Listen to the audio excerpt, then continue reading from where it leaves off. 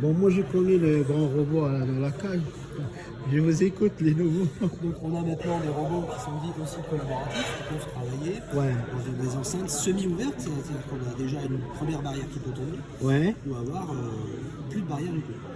d'accord. Et pour la programmation, effectivement, on a le langage traditionnel des roboticiens, qui est basé sur un langage informatique, qui peut être assez complexe parfois à prendre en main pour des étudiants, pour des élèves. Ouais, Maintenant, il y a d'autres possibilités.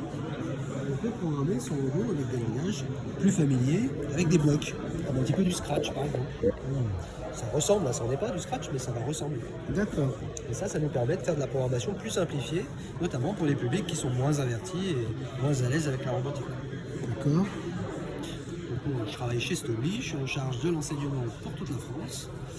Et on est fabricant de robots, on produit en Haute-Savoie, Ah, c'est la Haute-Savoie. sur notre site de production qui fait 1700 personnes. On est le seul fabricant à produire en France. Ah, c'est bien. Et donc on fait la promotion de plusieurs types de matériel, des cellules pédagogiques, des robots seuls, d'autres langages de programmation. Même pour l'industrie. Mais alors pour l'industrie, bien sûr, c'est notre activité principale. L'industrie. D'accord, ouais. Et à côté de ça, on a aussi une branche un peu plus C'est bien, didactique. c'est bien. Les deux, On a les deux. Et moi, je suis en charge que du didactique. bien sûr. Et là-bas, on a un banc de maintenance. Ah ouais. Donc alors là, ici, je vois qu'il y en a un déjà ouvert. Donc là, c'est un morceau de robot, un sous-ensemble de robot. Le corps. C'est le coude. Ah, le coude. Ce morceau-là, en fait. Ce morceau-là. Ah oui, d'accord. Morceau Qui, là. ouais. Qui est ici ouvert. Et que l'on a isolé et sur lequel on peut faire des opérations de coupe. Mais il est fonctionnel, hein, c'est-à-dire que là, il a son propre contrôleur. Hein. Regardez, je vais pouvoir le mettre en mouvement là-bas, regardez. On le voit ici, on le voit là, la courroie qui tourne. D'accord. Vous avez la courroie ici. Un système avec transmission. Donc on a une transmission par courroie, ici on a une transmission par roue et vis. On a tout un tas de technologies à l'intérieur de ce sous-ensemble qui permettent aux étudiants de pouvoir apprendre Manipuleur. à manipuler et faire la maintenance d'un robot. D'accord. Voilà, donc tout Il n'y a ça pas a de été- graisse là. C'est de l'huile. De l'huile. Là. Ici et là, on est en bain d'huile. Quand on change l'huile, ça se Ouais, il y a change. une mélange à faire.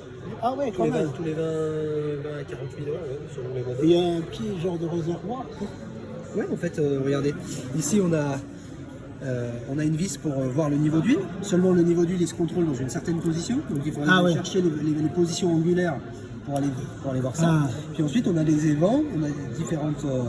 ça, si je dévisse ici, je vais pouvoir permettre l'écoulement de l'huile. C'est pour ça qu'on a un bac d'accord. ici, d'ailleurs. Ah, c'est pour, ça. c'est pour récupérer l'huile. Si tu les combien Tous les 3 ans, à peu près. Ouais, il y a comme les voitures. Ouais, il y a un délai quand même Un cassé. délai technique de la Quand l'huile elle se dégrade de trop et qu'elle ne lubrifie pas suffisamment. C'est des moteurs à continu. Hein. On est sur du moteur brushless Ah ouais, je sais. avec des codeurs absolus. Ah ben il est là. Il y a l'arbre à l'arrière, alors on ne voit pas bien, il est sur. Ah d'accord. Super. Voilà.